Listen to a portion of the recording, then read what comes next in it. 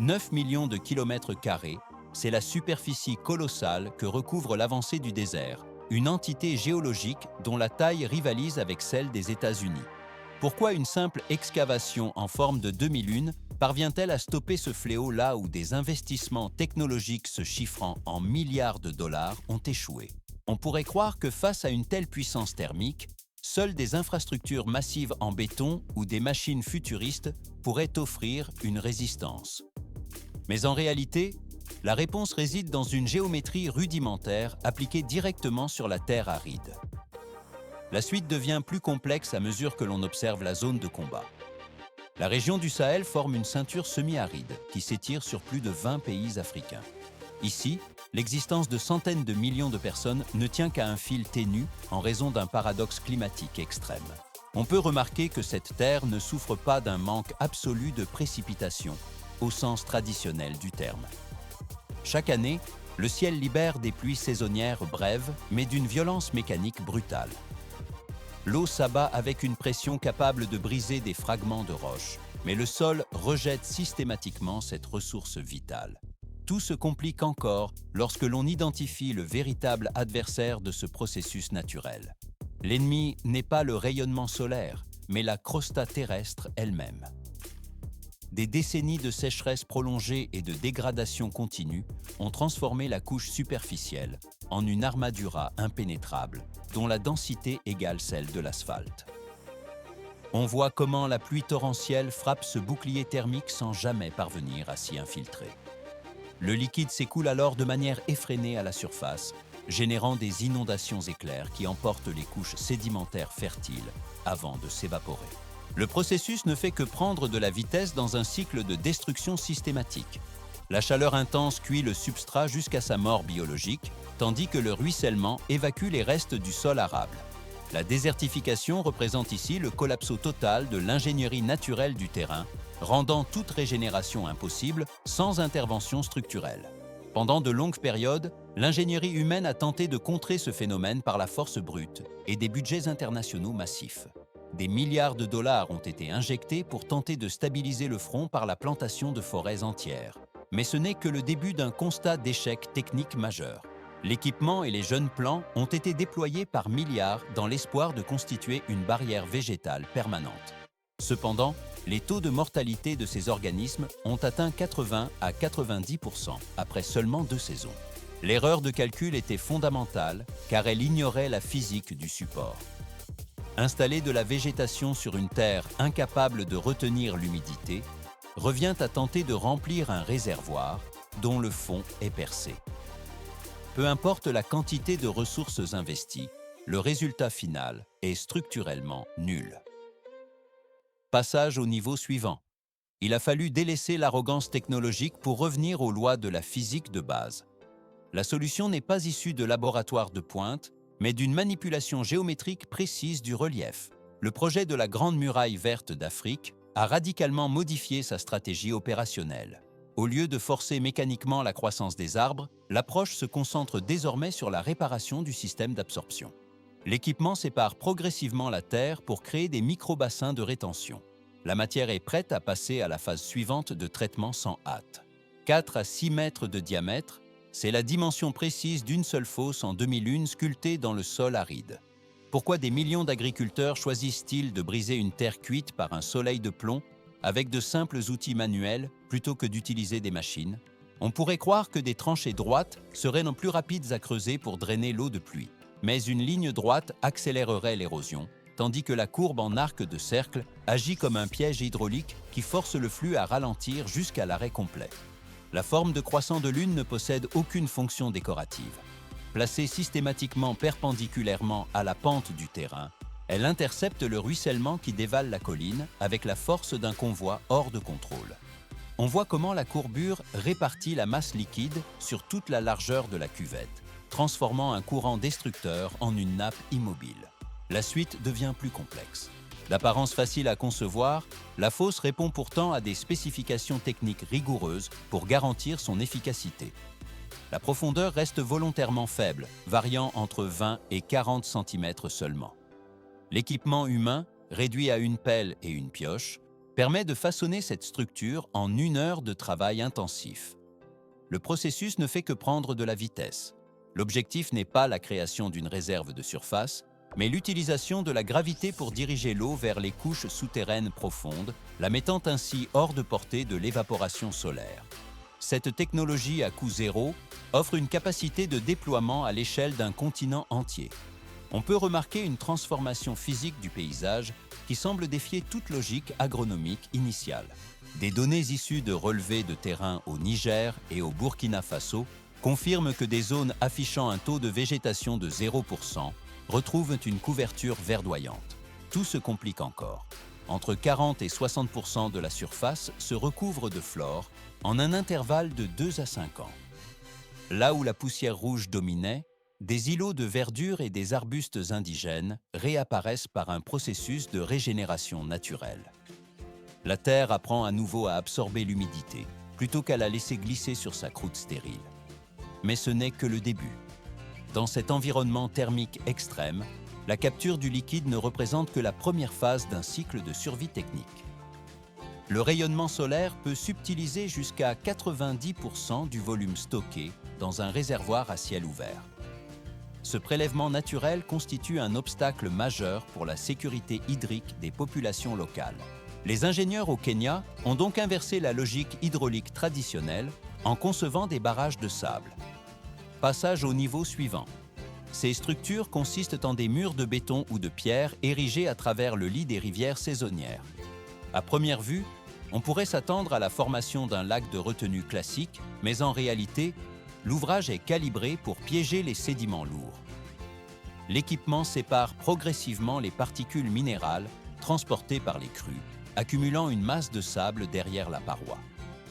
La suite devient plus complexe. La physique des fluides permet à l'eau de se loger dans les interstices vides situés entre chaque grain de sable. Ce dispositif crée un véritable coffre-fort souterrain protégé des rayons incandescents. On voit comment la couche supérieure de sable agit comme un isolant thermique parfait, réduisant les pertes par évaporation à une valeur proche de zéro. Le sable assure également une filtration mécanique naturelle du liquide stocké. Des millions de litres restent ainsi accessibles durant la totalité de l'année grâce à l'installation de puits secondaires. Même lorsque le lit de la rivière semble totalement asséché en surface, la réserve interne demeure exploitable pour la communauté. La disponibilité de la ressource en eau a triplé dans les régions ayant adopté cette méthode. Cela ne s'arrête pas à cette étape. Les rendements des cultures essentielles, notamment pour le maïs et le mil, enregistrent des hausses spectaculaires comprises entre 50 et 100%. Des lignes de pierre simples, disposées comme des ralentisseurs de flux sur les parcelles agricoles, complètent ce système de gestion passive. Ces infrastructures invisibles et modestes démontrent une compréhension fine des mécanismes géophysiques de la Terre. L'acier et le béton ne sont ici que les supports d'une stratégie de rétention qui respecte les cycles naturels. Le processus passe doucement à la transformation finale par la stabilisation durable des sols. 100 mm, c'est la quantité maximale de précipitations qui s'abat sur le désert de Taklamakan en une année entière. Pourquoi un tel acharnement technologique contre ce que les ingénieurs décrivent comme un océan solide en mouvement perpétuel?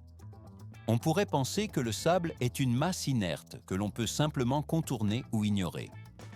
Mais sans une intervention structurelle massive, ces dunes mobiles engloutissent les infrastructures et s'élèvent dans l'atmosphère, transformant le ciel de Pékin en un voile orange irrespirable pendant plus de 80 jours par an. La Chine déploie la plus grande machine industrielle du monde pour ériger la Grande Muraille Verte, un bouclier biologique de 4500 km de long. Ce programme du ceinturin de protection des Trois Nord prévoit de boiser 35 millions d'hectares de terres arides avant l'année 2050. Mais ce n'est que le début. On voit comment les ingénieurs font face à un défi physique majeur. Implanter une forêt sur une matière qui refuse de rester immobile et coule avec la fluidité de l'eau. À première vue, l'idée de stabiliser des montagnes de sable semble insurmontable. Mais en réalité, la solution repose sur une combinaison de forces brutes et d'aérodynamique de haute précision. Des milliers d'ingénieurs cartographient le chaos du désert à l'aide de satellites et de flottes de drones pour dessiner un plan de bataille géométrique rigoureux. La suite devient plus complexe. Le projet repose sur l'installation d'un échiquier de paille, une grille infinie de carrés mesurant environ 20 pieds sur 20 pieds chacun.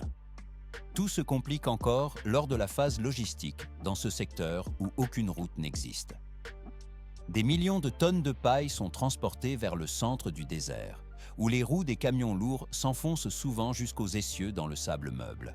On peut remarquer la lenteur de la progression du convoi sous une chaleur qui dépasse fréquemment les 49 degrés Celsius.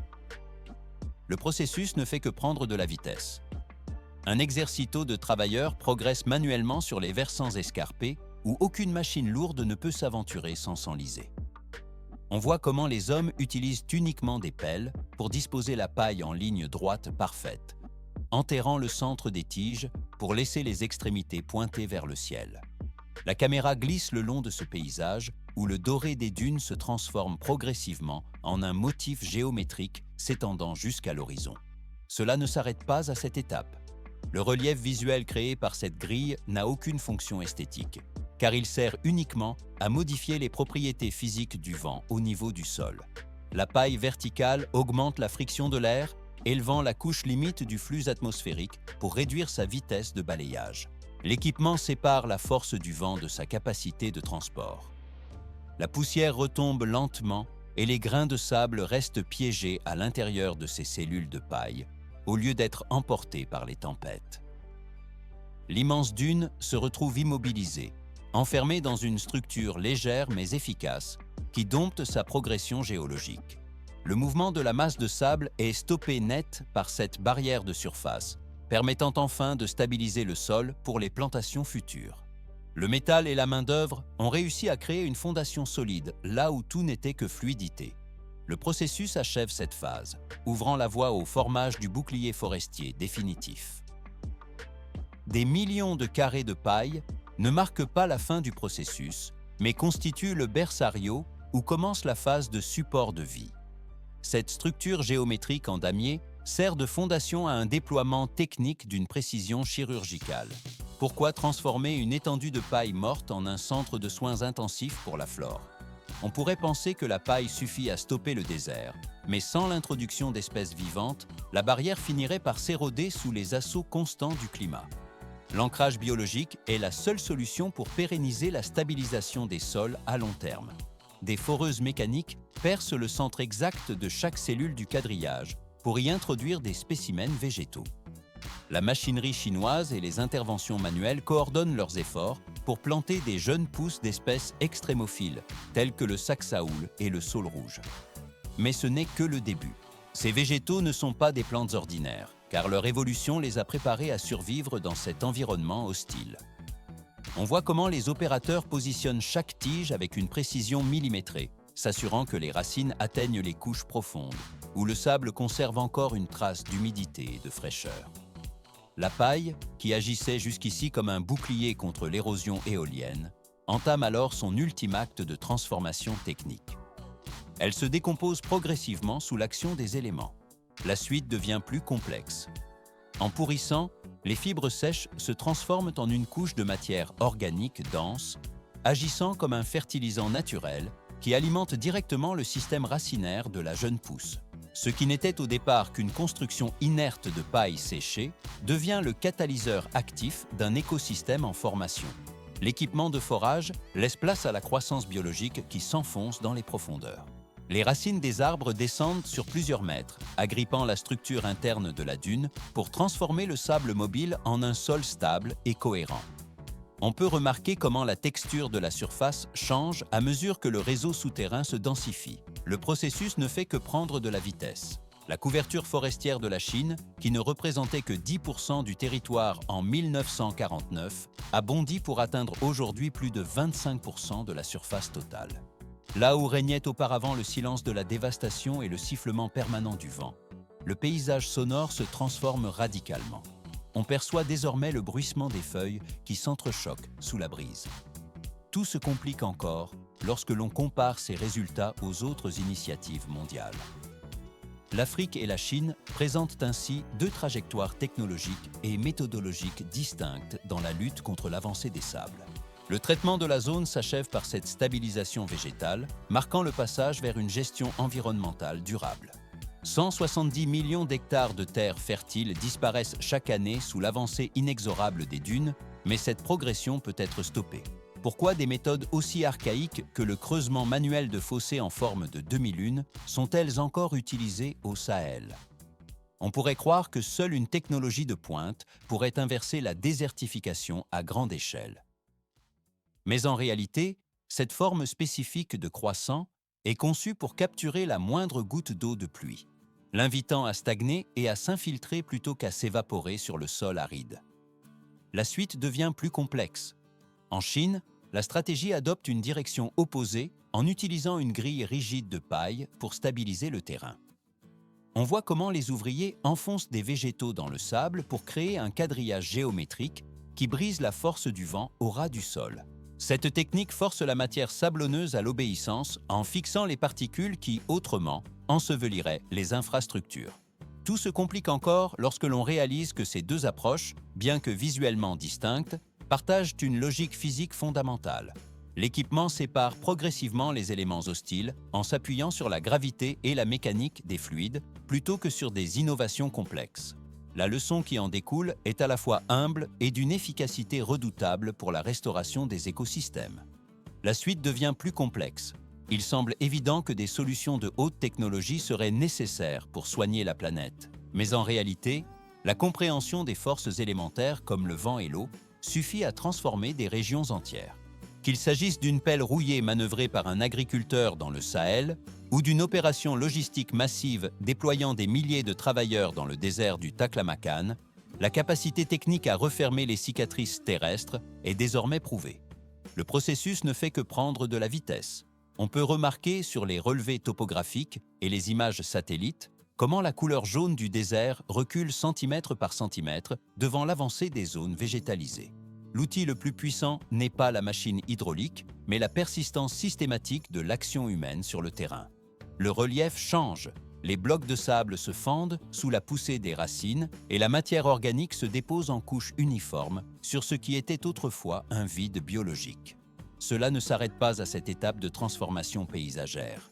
Tout ce qui nous entoure, même les objets de consommation les plus banals, possède une origine ancrée dans ces processus industriels et agricoles profonds.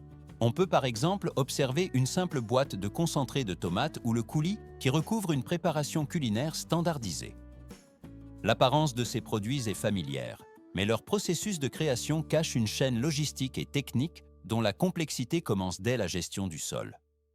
Le flux de production quitte le champ pour entrer dans une phase de transformation thermique et mécanique. Chaque étape, de la récolte à la mise en conserve, repose sur une maîtrise précise de la température et de la pression pour garantir la conservation du produit final. Le chemin vers la phase suivante de traitement continue sans hâte. 100 jours de soleil intense et la pression mécanique de récolteuses pesant plusieurs dizaines de tonnes constituent les épreuves que ce fruit fragile doit surmonter avant d'atteindre sa destination finale. Pourquoi la logistique industrielle parvient-elle à manipuler des millions d'unités délicates pour constituer un stock alimentaire mondial sans provoquer l'écrasement systématique de la matière première? On pourrait penser que la fragilité du produit impose une manipulation exclusivement manuelle et lente. Mais sans une ingénierie de précision et une automatisation lourde, la transformation à grande échelle de ce que l'on nomme l'or rouge serait techniquement irréalisable, compromettant la stabilité de l'approvisionnement. Bien avant que la moindre pousse verte ne vienne percer la croûte terrestre, une confrontation technologique invisible se déroule dans les profondeurs du substrat. La quête d'un rendement record ne prend pas racine avec la mise en terre de la semence, mais s'appuie sur une restructuration mécanique complète du sol. Sous la lumière rasante et blafarde de l'aube, des tracteurs de grande puissance, équipés de charrues en acier trempé haute résistance, fendent la terre compactée par les saisons précédentes. On voit comment les socs métalliques s'enfoncent profondément, retournant des blocs massifs avec une régularité mathématique. L'équipement sépare progressivement les couches denses pour favoriser une oxygénation maximale des strates inférieures. Mais ce n'est que le début. L'objectif technique de cette opération n'est pas simplement le retournement de la Terre, mais la création d'un système poreux où l'air pénètre en profondeur. Ce brassage mécanique génère un environnement spécifique où le réseau racinaire pourra se développer sans rencontrer de résistance physique majeure. Le processus ne fait que prendre de la vitesse. Cependant, l'utilisation de la force brute des machines agricoles ne suffit pas à garantir la viabilité de la culture. La science intervient alors directement sur le terrain pour analyser les composants chimiques et structurels. On peut remarquer que chaque parcelle est traitée avec la rigueur d'un protocole clinique, où le sol est analysé comme un patient dans une unité de soins intensifs pour optimiser ses capacités de production. La suite devient plus complexe. La matière est préparée pour recevoir les nutriments nécessaires, assurant ainsi la transition vers la phase suivante de la croissance. 100%, c'est la précision requise lors de l'analyse chimique du sol pour déterminer le niveau exact de chaque nutriment présent dans la terre. Pourquoi une telle rigueur scientifique est-elle indispensable avant même de planter la moindre graine? On pourrait croire que la nature suit son propre cours sans aide extérieure. Mais en réalité, si un seul élément minéral vient à manquer, la totalité de la future récolte peut s'effondrer avant même d'avoir commencé à germer. Les ingénieurs agronomes ordonnent l'incorporation de compost organique ou de fumier décomposé, des matières qui sont mélangées à la terre avec une précision chirurgicale. Ce brassage mécanique permet de créer une base à la fois meuble, aérée et extrêmement fertile pour le développement racinaire. On voit comment la terre est ensuite sculptée par des machines de nivellement lourdes. Mais ce n'est que le début. Des crêtes géométriques parfaitement rectilignes sont tracées par les chenilles des engins, s'étendant sur des kilomètres jusqu'à la ligne d'horizon. Dans les exploitations agricoles de haute technologie, ce processus de préparation devient encore plus complexe. L'équipement sépare et soulève le substrat pour enterrer des lignes d'irrigation par gotteggiamento à l'intérieur même de ces structures surélevées. La suite devient plus complexe. Ces tuyaux fonctionnent comme un système circulatoire invisible, protégé par plusieurs centimètres de terre noire. Cela garantit que chaque goutte d'eau descend directement vers la zone des racines, éliminant tout risque de gaspillage par évaporation de surface. On peut remarquer la stabilité de cette infrastructure colossale, une ingénierie souterraine conçue spécifiquement pour soutenir et hydrater les millions de vies végétales qui s'apprêtent à naître. Une graine minuscule, c'est le protagoniste le plus improbable qui entre maintenant dans ce scénario de terre préparée. Le contraste de dimension est frappant entre l'immensité des champs et la petitesse de ce grain doré. Les agriculteurs utilisent des semences à haute valeur génétique, des éléments si fins qu'ils disparaissent presque lorsqu'on les place sur la pulpe d'un doigt. Il semble évident qu'un simple grain ne peut pas peser lourd dans la balance industrielle, mais en réalité, ce petit fragment porte en lui le code biologique nécessaire pour nourrir des cités entières. Tout se complique encore lors de la mise en terre initiale.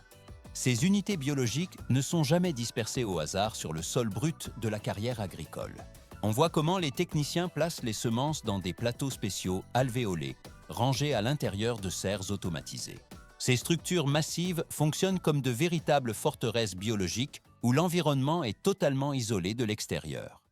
Ici, la température ambiante et le taux d'humidité sont régulés avec un rigorisme militaire 24 heures sur 24.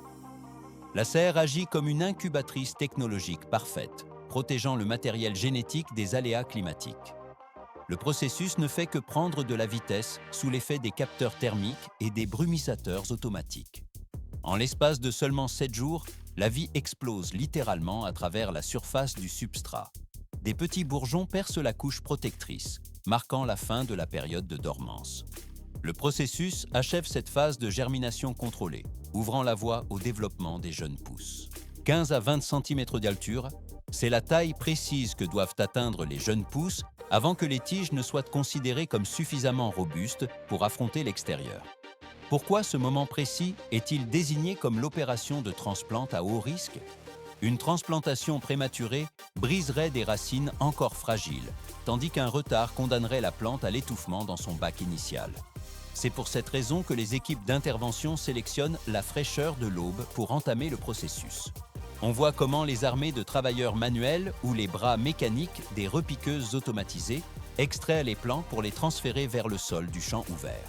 Cette stratégie matinale permet d'éviter le choc thermique dévastateur que provoquerait la chaleur du zénith sur les tissus végétaux encore tendres. La précision lors de cette phase est absolument vitale pour la survie de la culture. Mais ce n'est que le début. 50 cm séparent chaque unité avec une exactitude mathématique tout au long des sillons. À première vue, cet espacement semble être un simple choix esthétique, mais en réalité, il s'agit d'une gestion physique des ressources vitales. Une proximité excessive engendre une compétition mort. Des milliers d'hectares de cultures brillent d'un éclat écarlate sous les premiers rayons du soleil matinal. Pourquoi cette coloration intense impose-t-elle une course immédiate contre la montre? À l'instant précis où le fruit atteint sa maturité et vire au rouge, son processus naturel de décomposition s'enclenche, obligeant les ingénieurs et les logisticiens à surpasser la vitesse de la nature. Mais ce n'est que le début. La récolte représente le point de tension maximale dans la chaîne de production. Le destin de chaque fruit se divise ici selon deux trajectoires industrielles distinctes. On peut remarquer que pour les produits destinés aux étals des marchés frais, l'approche demeure exclusivement manuelle et d'une grande délicatesse. Des travailleurs expérimentés effectuent une rotation précise sur chaque pédoncule pour ne pas altérer l'intégrité de la peau. La suite devient plus complexe. Pour la production de masse destinée au concentré et au ketchup, la finesse cède sa place à une puissance mécanique brute. Des moissonneuses industrielles massives, capables de traiter des dizaines de tonnes de matière chaque heure, progressent inexorablement le long des rangées de cultures. L'équipement sépare progressivement les fruits, non pas un par un, mais en agissant sur la structure même de la végétation. Tout se complique encore. À première vue, le passage de ces machines semble destructeur, mais en réalité, la technologie repose sur une fréquence de vibration calculée au hertz près.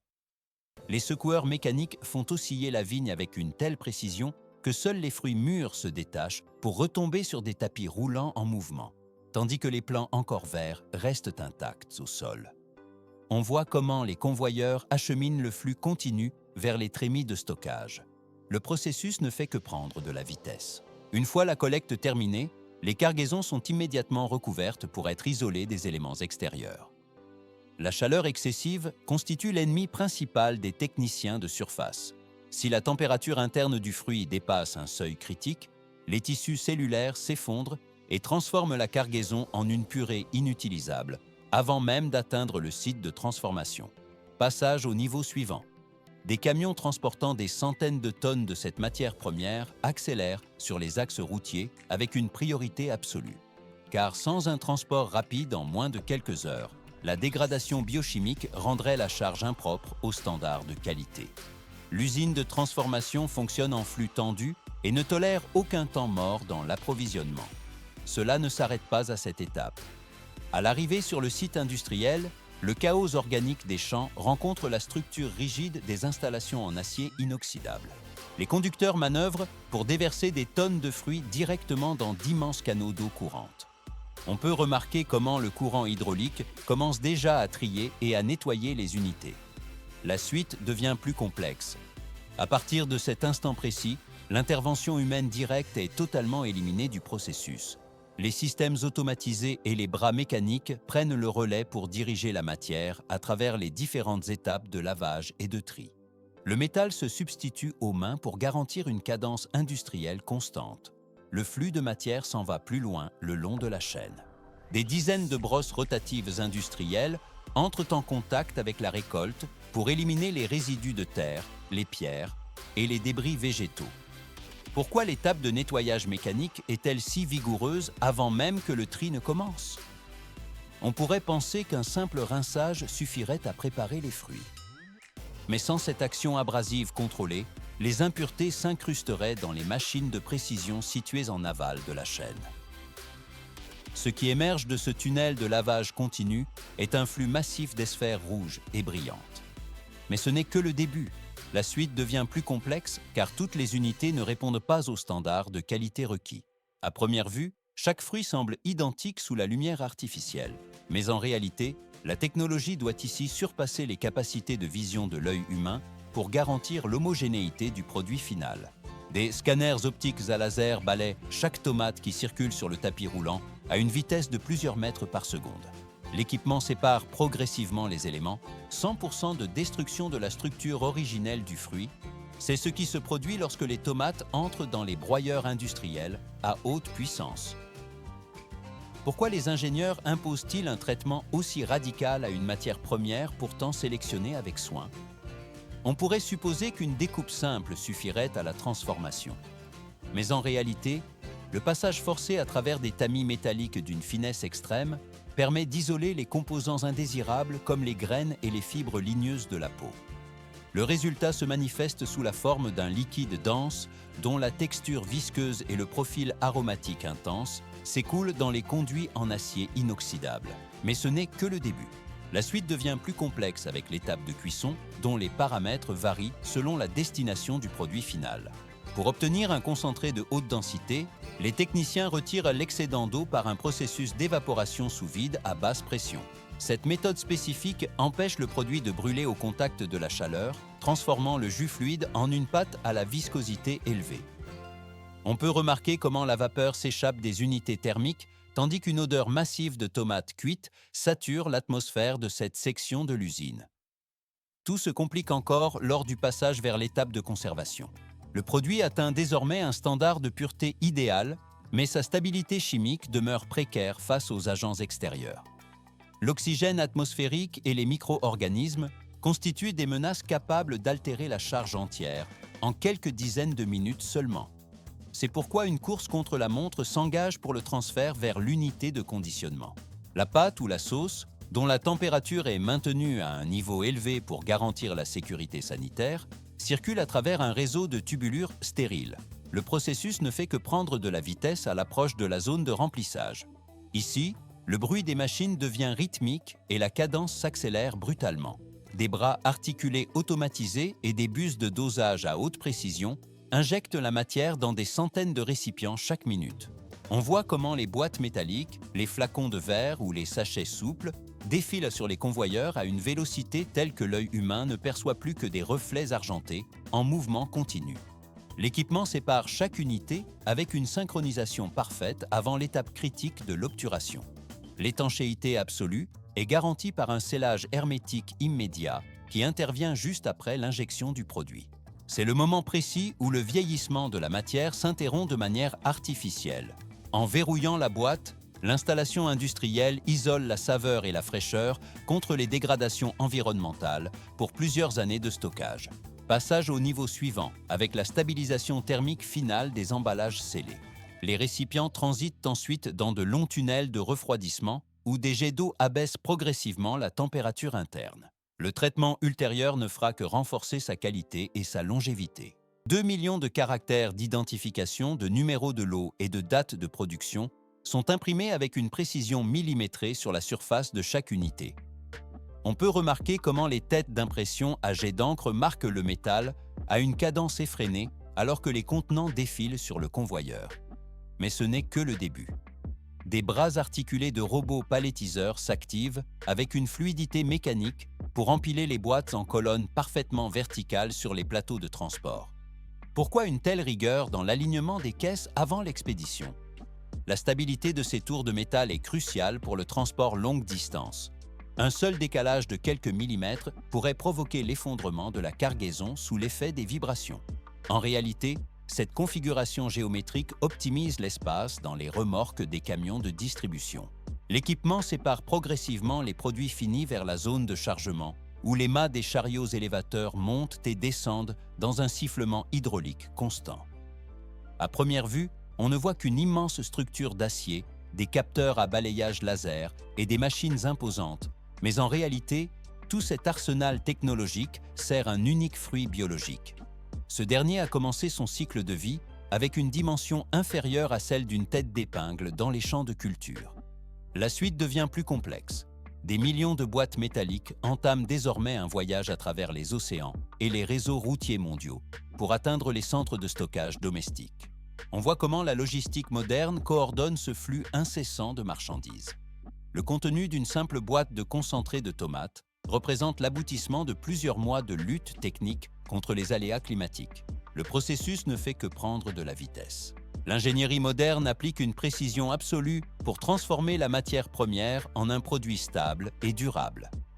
Chaque opercule scellé est le témoin d'une alliance entre la patience des exploitants agricoles et la puissance de l'automatisation industrielle. c'est la force de la nature qui se retrouve stabilisée et protégée par l'innovation humaine. Tout se complique encore. 15 grandes pyramides de Gizeh, c'est le volume colossal que représenterait une masse de boue noire et toxique si on tentait de la quantifier visuellement. Au cours de la dernière décennie, 99 millions de kilogrammes de pétrole ont été déversés accidentellement dans les écosystèmes marins. La caméra glisse sur l'immensité de la surface polluée où le pétrole se dépose en une couche uniforme et visqueuse. Passage au niveau suivant. Pourquoi les technologies de confinement coûtant des milliards de dollars ont-elles échoué face à ces catastrophes? Le naufrage du navire MT Solar Un, transportant une cargaison mortelle, a mis en lumière une vulnérabilité technique majeure. Les systèmes de pointe n'ont pas suffi à stopper l'expansion de la nappe. Mais ce n'est pas encore la limite. La solution pour contenir le désastre n'est pas venue de dispositifs robotisés complexes, mais de matériaux organiques considérés comme des déchets. Des fibres capillaires humaines et des écorces de noix de coco ont surpassé les capacités de l'ingénierie conventionnelle pour absorber les hydrocarbures. L'équipement de récupération semble soudainement dérisoire face à l'efficacité de ces fibres naturelles. La suite devient plus complexe. 11 août 2006, cette date marque le début d'une crise environnementale majeure dans les eaux des Philippines. Le pétrolier MT Solar Un, affrété par la Petron Corporation, progressait avec une charge qui dépassait ses capacités structurelles. La coque du navire subissait des contraintes mécaniques extrêmes en raison de son usure avancée. Des milliers de tonnes de combustible lourd se trouvaient confinées dans des réservoirs dont l'intégrité était compromise par la corrosion. Le géant des mers s'enfonçait progressivement sous l'effet du poids excessif, transformant le navire en une menace immédiate pour la biodiversité marine environnante. Le processus de dégradation de la structure métallique s'accélérait sous la pression des vagues. L'acier du navire subit alors les forces physiques du courant, menant vers une rupture inévitable de la ligne de flottaison. 1800 mètres vers l'obscurité totale des profondeurs marines, c'est la distance parcourue par l'épave avant l'impact final. Le choc contre le plancher océanique a provoqué une rupture dévastatrice de la structure. Le navire a libéré dans les courants 550 000 gallons d'huile de soute, un hydrocarbure lourd et toxique. Pourquoi ce déversement est-il si catastrophique par rapport à une fuite de carburant classique? On pourrait supposer que le pétrole finit par se dissiper naturellement avec le mouvement des vagues. Mais contrairement à la essence ordinaire qui s'évapore rapidement au contact de l'air, l'huile de soute est un poison visqueux, épais et dense, spécifiquement utilisé pour la propulsion des navires industriels massifs. On voit comment ce volume colossal de polluants sature l'environnement, représentant l'équivalent de 840 piscines résidentielles remplies d'un goudron liquide et collant. Le paradis de l'île de Guimaras s'est transformé en un enfer noir sous la pression de cette nappe. Cette terre, dont la renommée mondiale repose sur ses mangues sucrées et ses étendues de sable blanc, a vu ses eaux cristallines s'éteindre brusquement. Mais ce n'est que le début. La nappe toxique a recouvert une superficie totale de 3700 acres d'écosystèmes côtiers.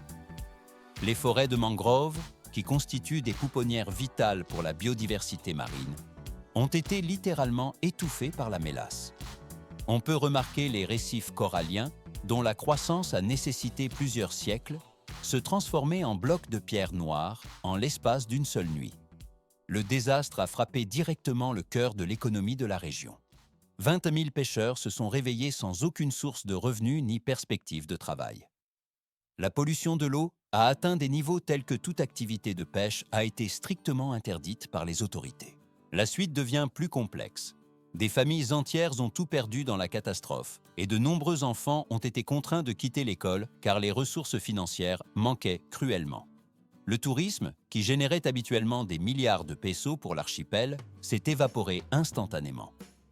Face à l'urgence, les Philippines ont activé les protocoles de sécurité nationaux. L'équipement sépare progressivement les zones touchées grâce à l'intervention des meilleures technologies disponibles sur le marché international.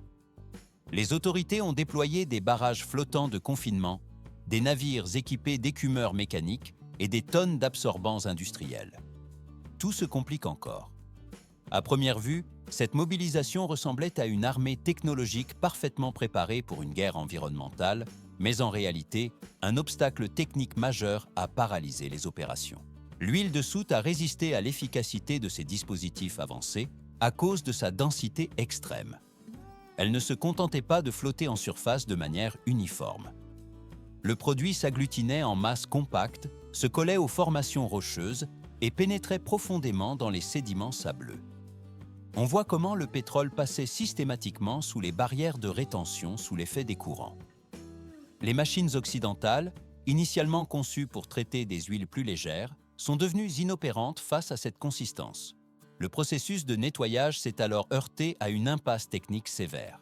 Des dizaines de kilomètres de routes étroites et sinueuses isolaient totalement la réserve marine, rendant l'accès impossible pour les engins de chantier lourds et conventionnels. Pourquoi une nation entière a-t-elle dû se tourner vers une ressource aussi dérisoire que le cheveu pour contrer une marée noire? La suite devient plus complexe. L'absence totale de navires de dépollution sophistiqués en provenance d'Europe ou d'Amérique a forcé l'ingénierie à s'effacer devant une solution biologique improvisée face à l'imminence d'un désastre écologique total. On voit comment 370 000 gallons de carburant industriel se sont déversés dans les eaux au large de Bataan, transformant la surface de l'océan en une nappe d'un noir profond. Pourquoi ce désastre écologique de 2023 n'a-t-il pas déclenché la même recherche frénétique de dons de cheveux qu'auparavant? On pourrait croire que la réponse réside dans une nouvelle technologie chimique complexe. Mais en réalité, la solution se trouvait déjà dans les résidus agricoles accumulés sur le sol des exploitations locales. Le cheveu humain présentait des limites techniques et environnementales majeures qui entravaient son utilisation à grande échelle. Son processus de décomposition naturelle s'avère extrêmement lent, ce qui pose des problèmes de gestion des déchets après l'absorption des polluants. De plus, on peut remarquer que les cheveux modernes subissent de nombreux traitements en salon de coiffure. Les teintures et les composants chimiques de synthèse imprégnant les fibres risquaient de contaminer davantage les écosystèmes déjà fragilisés par le pétrole. Mais ce n'est que le début. La recherche d'un matériau plus pur et disponible, en quantité massive, est devenue une priorité absolue pour les ingénieurs. La nature produit une ressource abondante, autrefois considérée comme un simple déchet encombrant dans les zones tropicales. L'équipement de nettoyage moderne s'appuie désormais sur cette matière organique totalement naturelle. Tout se complique encore lorsque l'on observe la logistique nécessaire pour transformer ce qui était brûlé en un outil de défense environnementale. La garde côtière des Philippines a déployé une stratégie précise lors du naufrage survenu 17 ans après les premières crises pétrolières. Au lieu de solliciter la population, les autorités ont mobilisé des camions vers les plantations pour récupérer des milliers de sacs de fibres végétales. On voit comment les agents disposent ces protections sur le rivage de Bataan avec une rapidité méthodique. Le processus ne fait que prendre de la vitesse.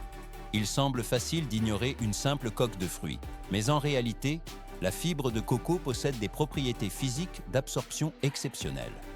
Ce matériau techniquement appelé coir constitue environ 35% du poids total du fruit. Des pays comme les Philippines, l'Indonésie ou l'Inde génèrent des montagnes de ces enveloppes après l'extraction de l'eau et de la pulpe. La suite devient plus complexe car une immense partie de cette biomasse restait inexploitée. 85 à 90% de la fibre de coco produite mondialement finissait par être jetée ou détruite par le feu. Cette gestion inefficace représentait une perte de ressources considérable pour l'industrie de l'assainissement. Les fibres se présentent sous une forme dense et robuste, capable de piéger les hydrocarbures sans se gorger d'eau. On peut remarquer la structure alvéolaire de la coque qui favorise la rétention des polluants lourds.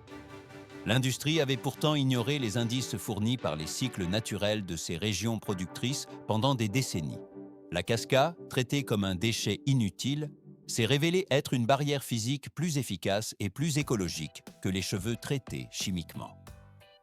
Le passage au niveau suivant consistait à intégrer systématiquement ces fibres dans les protocoles d'urgence maritime. L'équipement sépare progressivement le pétrole de l'eau claire grâce à la densité spécifique de cette arme végétale. Le flux de matériaux vers les zones sinistrées permet désormais de contenir les fuites avant qu'elles ne touchent les récifs coralliens sensibles. Chaque sac de fibres sèches déposé sur le sable représente une unité de filtration naturelle haute performance. La matière quitte les champs pour rejoindre le front de la lutte contre la pollution industrielle. Le traitement de la nappe pétrolière entre alors dans une phase de stabilisation durable. 45% de la structure de la fibre de coco se compose de lignine, une proportion qui dépasse celle de n'importe quel autre végétal sur la planète. Pourquoi ce composant organique attire-t-il l'attention des chercheurs au point de transformer un simple déchet agricole en une ressource stratégique? À première vue, l'utilisation du coco pour fabriquer des filets de camouflage ou des gilets de sauvetage semble appartenir au passé. Mais la science moderne a découvert que cette matière ne pourrit jamais dans l'eau salée. La lignine agit en réalité comme un aimant naturel d'une puissance exceptionnelle pour les hydrocarbures, créant une attraction moléculaire immédiate. L'équipement de laboratoire révèle une architecture microscopique complexe faite de millions de microcapillaires invisibles à l'œil nu. On peut remarquer comment ces minuscules conduits agissent comme des pailles aspirantes dès qu'ils entrent en contact avec une nappe de pollution. La suite devient plus complexe. Lors de tests rigoureux effectués sur le terrain en Thaïlande, les mesures ont démontré que la fibre de coco absorbe 30 fois plus d'huile que la paille commune utilisée traditionnellement. Des dizaines d'expériences menées en Malaisie ont prouvé que cette structure végétale peut emprisonner le pétrole pendant 72 heures consécutives sans relâcher la moindre goutte dans l'environnement marin. Il semble évident que la capacité de rétention est la clé, mais en réalité, c'est la structure alvéolaire qui empêche la fuite du polluant sous la pression des vagues. Mais ce n'est que le début.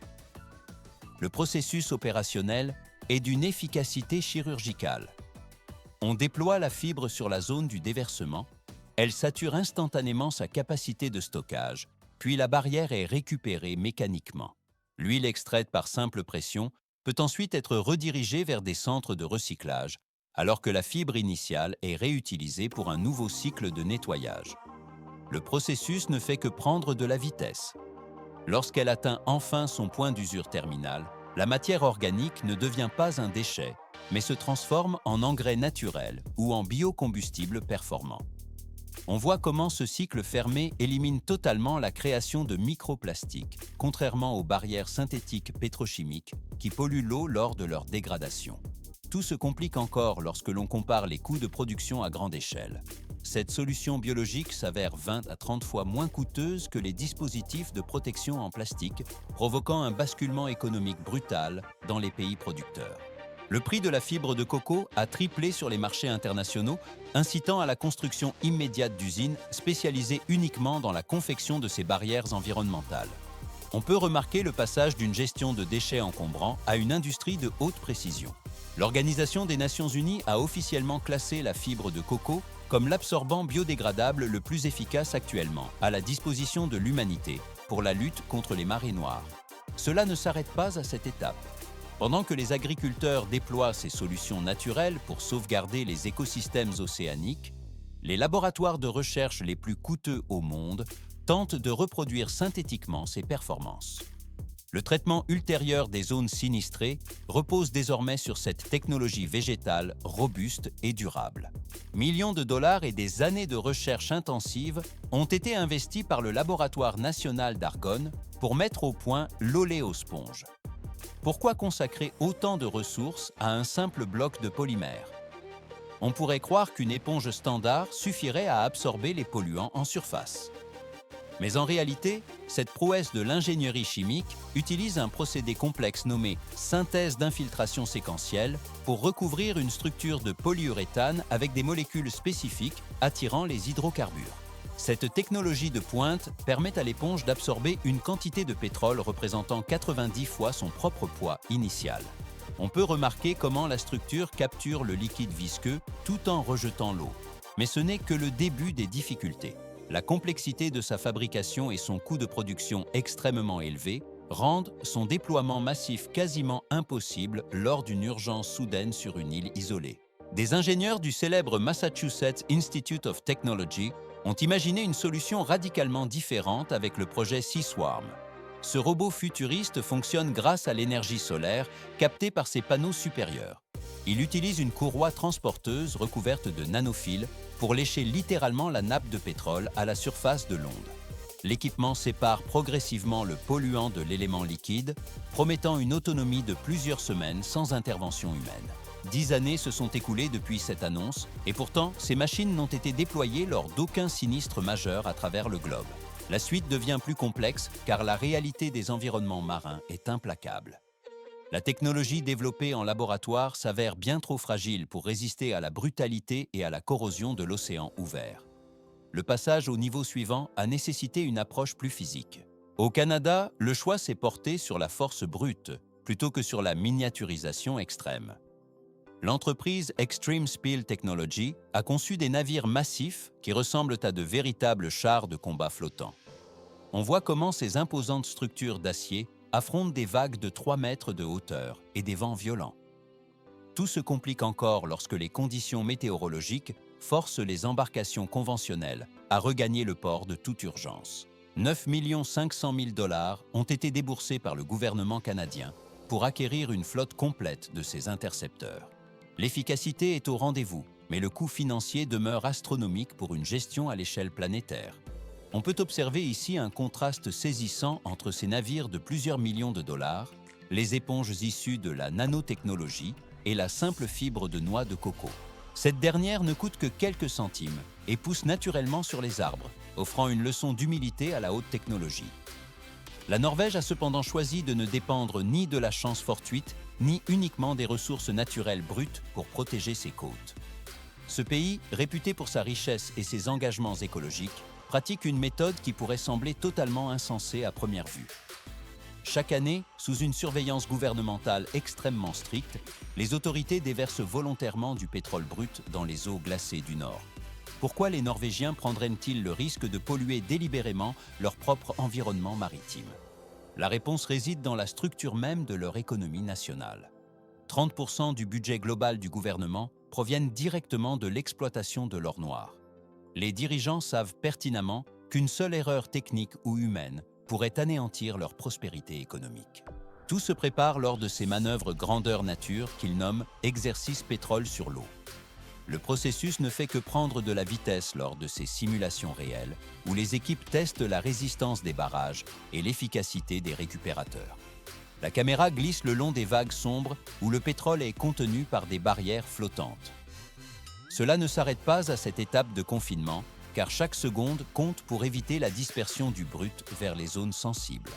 Le métal des navires de récupération brille sous le ciel gris, pendant que les pompes aspirent le mélange visqueux. L'acier des installations de stockage reçoit alors le fluide récupéré, marquant la fin de cette phase d'entraînement systématique. 22 millions de livres de pétrole se sont déversés dans les océans au cours de l'année 2024, illustrant une tendance statistique alarmante. Pourquoi les autorités maritimes choisissent-elles les conditions météorologiques les plus extrêmes pour leurs exercices de sauvetage ? On pourrait croire qu'un environnement calme faciliterait l'apprentissage des protocoles de sécurité. Mais en réalité, la Norvège déploie ses navires, ses avions équipés de capteurs thermiques et ses barrages flottants au cœur de tempêtes réelles pour garantir la réponse la plus rapide au monde. L'équipement sépare progressivement les nappes d'hydrocarbures sous des vents hurlants et des vagues géantes qui s'écrasent contre les coques en acier. On voit comment les équipages manœuvrent dans un froid congelant, transformant ces exercices en une lutte directe contre les éléments déchaînés.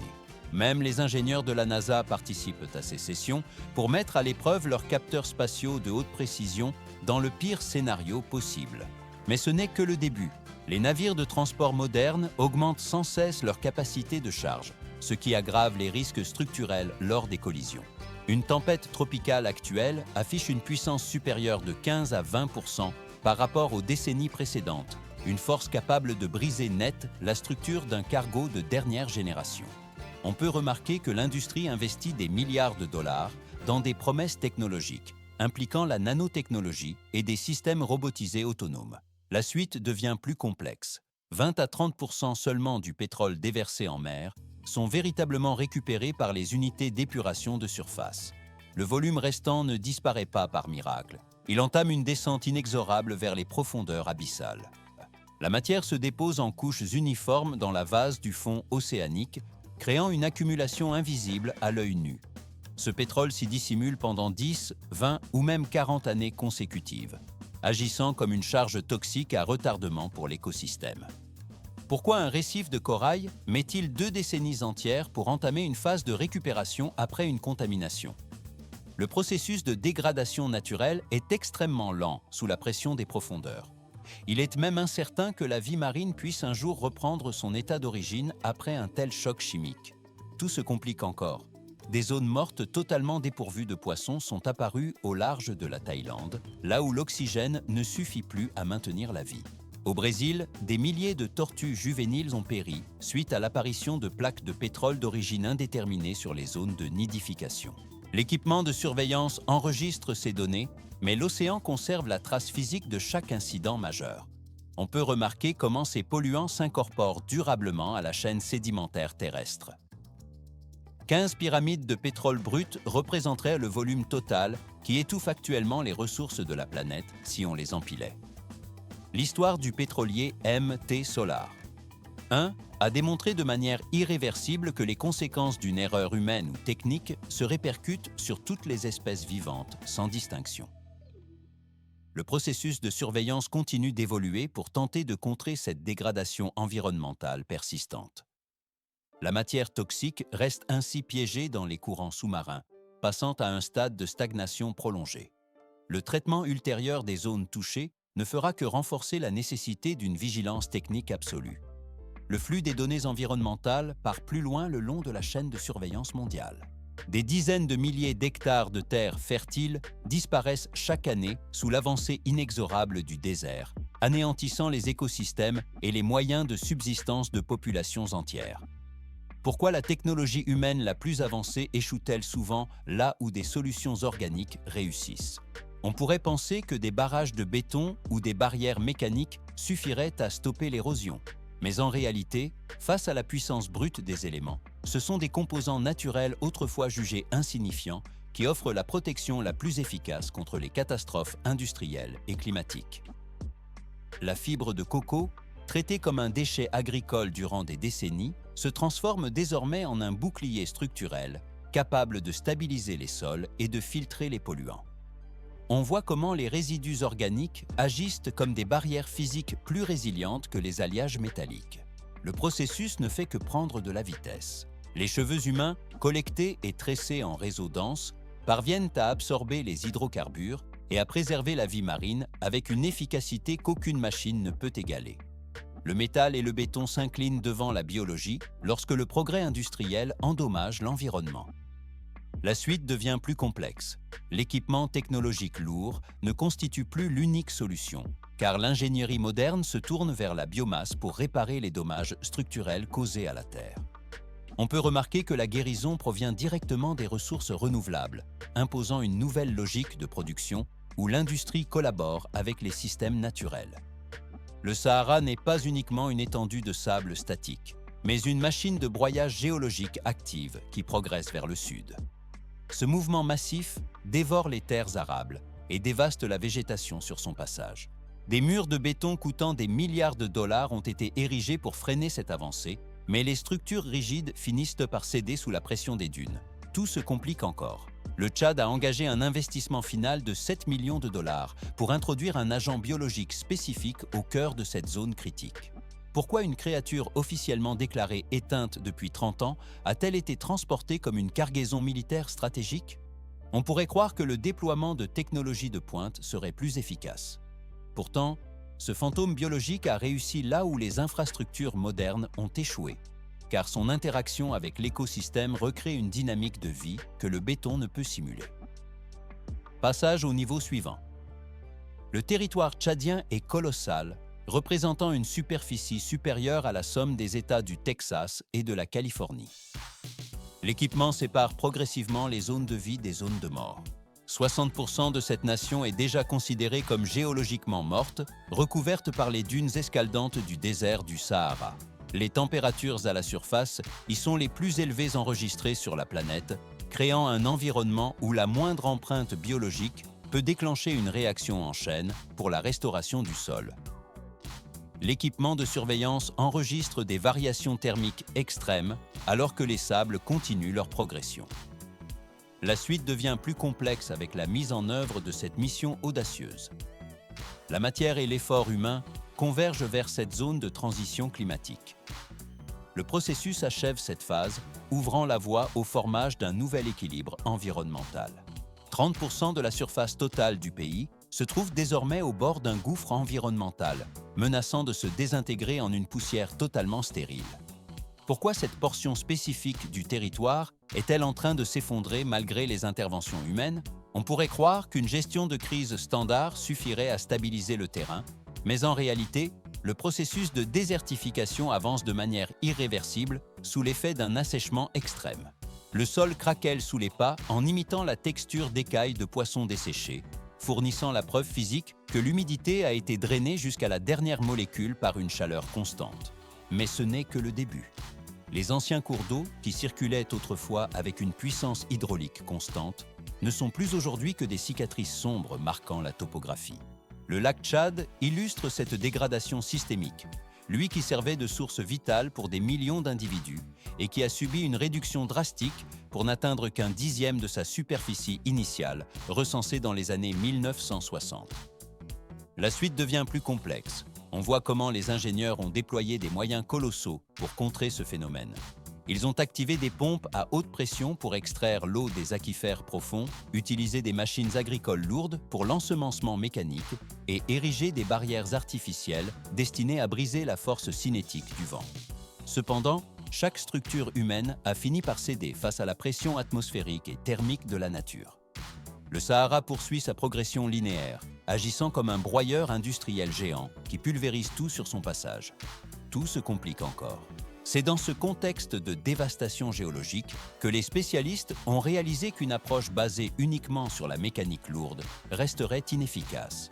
Il nécessitait une technologie capable de s'adapter organiquement au terrain, une unité totalement autonome, pouvant fonctionner là où l'acier des machines se dilate dangereusement et où les moteurs à combustion interne tombent en panne par surchauffe. La réponse n'est pas sortie des chaînes de montage d'une usine, mais d'un processus d'évolution biologique millénaire. On peut remarquer l'apparition de l'oryx algazelle dans ce périmètre hostile. L'équipement naturel de cet animal, souvent confondu avec un simple antilope aux cornes, en forme de cimeterre, constitue en réalité une machine biologique de haute précision. Sa structure externe est recouverte d'un pelage blanc argenté qui remplit la fonction de bouclier thermique, réfléchissant les photons de la radiation solaire intense pour protéger ses systèmes vitaux internes. Le processus ne fait que prendre de la vitesse.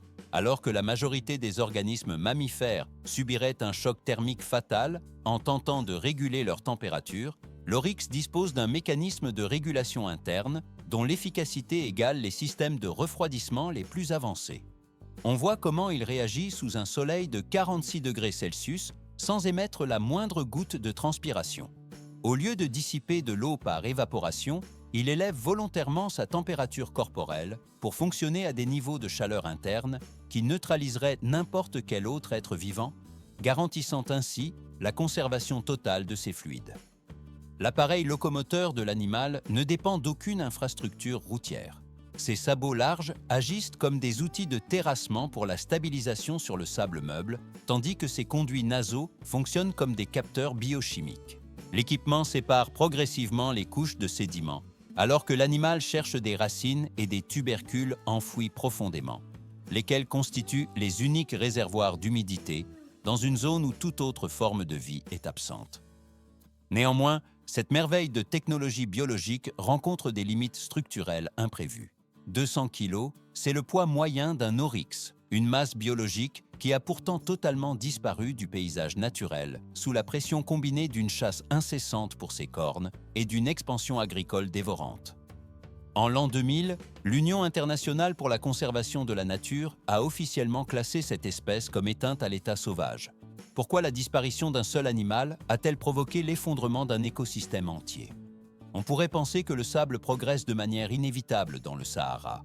Mais sans l'action mécanique des sabots de l'oryx pour scarifier la croûte terrestre, le sol s'est scellé hermétiquement, entraînant la mort de la végétation et l'avancée inexorable des dunes. L'opération de sauvetage a débuté loin de l'aridité africaine, au cœur des installations de pointe de l'Institut Smithsonian aux États-Unis. La température y est maintenue de façon constante à -196 degrés Celsius, un environnement cryogénique où le code génétique de l'espèce a été mis en sécurité. Le processus ne fait que prendre de la vitesse. On peut remarquer comment les techniciens manipulent les réservoirs de nitrogène liquide où sont stockés les échantillons biologiques. Mais ce n'est que le début, car l'ingénierie du vivant nécessite des protocoles de précision pour transformer ces données gelées en individus viables. C'est pourquoi les chercheurs ont mis au point une méthode inédite d'insémination artificielle sans recours à l'anesthésie. D'apparence facile, cette procédure répond en réalité à une contrainte physique critique. L'administration de sédatifs à un animal de 200 kg soumis au stress pourrait déclencher un choc thermique immédiatement fatal. Grâce à cette innovation technique, le rendement de la reproduction a franchi le seuil des 70%. Tout se complique encore lors de la phase logistique. Le matériel génétique provenant de 120 spécimens distincts a entamé un périple mondial depuis les États-Unis, la France et Abu Dhabi pour rejoindre le centre du continent africain. Cette stratégie a permis de restaurer la diversité génétique à un niveau supérieur à 90% par rapport à la population initiale présente autrefois dans la nature. L'équipement sépare progressivement les souches pour garantir que les nouveaux troupeaux possèdent une robustesse optimale, plutôt que des caractéristiques affaiblies par la consanguinité. On voit comment les cargaisons vivantes sont chargées dans d'immenses avions cargo pour des vols de plusieurs milliers de kilomètres. La suite devient plus complexe avec la mise en place d'un véritable pont aérien biologique. Cette approche biotechnologique a permis de réduire les coûts opérationnels de transport de 80% par rapport aux méthodes conventionnelles de transfert d'animaux adultes. On peut remarquer la précision des manœuvres au sol lors du déchargement de ces actifs biologiques précieux sur leur ancien terrain de bataille environnementale. La technologie cryogénique et la génétique s'unissent ici pour relancer une mécanique naturelle qui semblait définitivement brisée. La matière vivante quitte les laboratoires de haute technologie pour réintégrer son cycle organique original. 77 000 km². C'est l'étendue monumentale que représente la réserve de Wadi Rimé Wadi Hachim, un territoire dont la superficie dépasse celle de l'Irlande tout entière. Pourquoi mobiliser une zone aussi colossale pour un projet de réintroduction ? À première vue, l'espace semble suffisant pour garantir la survie, mais l'immensité du désert tchadien impose des contraintes logistiques extrêmes. Un investissement initial de 7 millions de dollars a permis de financer la construction de stations au sol, de centres de surveillance par satellite et de vastes enclos d'acclimatation technique.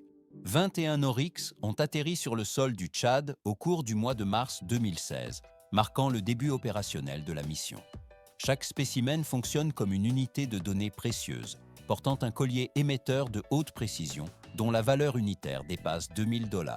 Ces dispositifs utilisent le réseau de satellites Iridium pour transmettre des flux constants d'informations sur la position géographique, le rythme cardiaque et la température interne des animaux. Mais ce n'est que le début.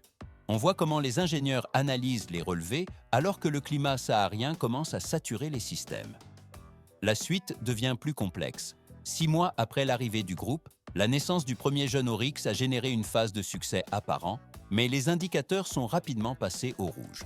En l'espace de quelques mois seulement, un tiers de la population introduite a péri sous la pression environnementale. L'équipement sépare progressivement les données de survie des signaux de détresse thermique. Les températures au niveau du sol atteignent des niveaux si critiques qu'elles provoquent la fusion ou la rupture des composants électroniques intégrés au collard de suivi. Le vent souffle de manière continue à une température de 49 degrés Celsius, desséchant chaque organisme exposé. Tout se complique encore durant la phase nocturne. Les prédateurs, notamment les chacals, profitent de l'affaiblissement des jeunes individus pour attaquer sous le couvert de l'obscurité. On peut remarquer au petit matin les signaux lumineux des balises abandonnées sur le sable, indiquant des pertes sèches pour le programme de conservation. La mission s'est retrouvée à la limite de l'interruption totale de ses activités. Le processus ne fait que prendre de la vitesse malgré les obstacles. Car sans un accès direct à une source de refroidissement, aucune survie n'est biologiquement possible dans ce secteur. Les équipes techniques ont réagi en mobilisant des unités de forage lourdes pour modifier l'infrastructure hydraulique de la zone. Des puits artificiels ont été creusés à des dizaines de mètres de profondeur pour atteindre les nappes phréatiques et remonter l'eau à la surface. L'équipement de pompage permet désormais de stabiliser les points d'abreuvement pour l'ensemble des animaux de la réserve.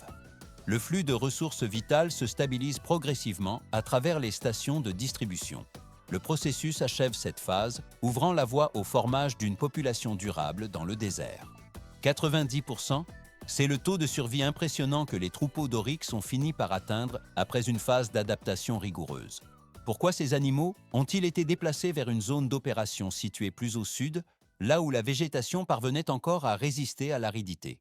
On pourrait croire que le climat y était plus clément, mais le soleil y reste tout aussi destructeur pour tout organisme vivant. Les bêtes ont donc été entraînées à inverser leur cycle biologique pour s'activer exclusivement durant la nuit, échappant ainsi aux radiations solaires létales de la journée, ce qui a permis de faire grimper leur viabilité depuis un seuil initial de 65%. Le système a alors commencé à s'enclencher de manière autonome. Mais ce n'est que le début. Ici intervient la mathématique visuelle de la terraformation, un processus où l'animal remplace la machine. Ce que l'ingénierie humaine n'a jamais pu accomplir à une telle échelle, l'oryx le réalise par sa simple présence physique sur le terrain. Tout repose sur la physique élémentaire d'un sabot et la masse d'un corps en contact con le sol. On peut remarquer comment l'animal, en s'allongeant pour se reposer sous une chaleur de 49 degrés, exerce une pression continue sur la surface meuble. Son poids important génère alors de petites dépressions circulaires, de véritables microbassia creusés dans le sable. À première vue, ces marques semblent totalement insignifiantes dans l'immensité du désert, mais en réalité, elles constituent des structures de rétention hydraulique cruciales. La suite devient plus complexe. Lorsque les précipitations extrêmement rares dans cette région finissent par tomber, ces cavités retiennent chaque goutte précieuse de liquide. L'équipement naturel formé par ces trous empêche l'eau de ruisseler inutilement ou de s'évaporer de façon instantanée au contact de la crosta superficielle brûlante. On voit comment ces puits minuscules se transforment progressivement en oasis microscopiques où la vie peut stagner et s'infiltrer. Le processus ne fait que prendre de la vitesse. L'action mécanique de l'animal en mouvement complète ce dispositif de transformation. Le simple fait de marcher avec des sabots larges et fendus brise la croûte dure et imperméable du sol desséché par les UV. L'équipement sépare progressivement les plaques de terre compactées, créant des fissures nécessaires à l'échange gazeux. Cela permet enfin à la terre de respirer, offrant un passage direct pour que l'air pénètre en profondeur et que l'humidité ambiante puisse s'y condenser. La matière organique commence ainsi à interagir avec le substrat minéral. L'acier naturel des sabots continue son travail de labourage silencieux, préparant le terrain pour la phase suivante de régénération.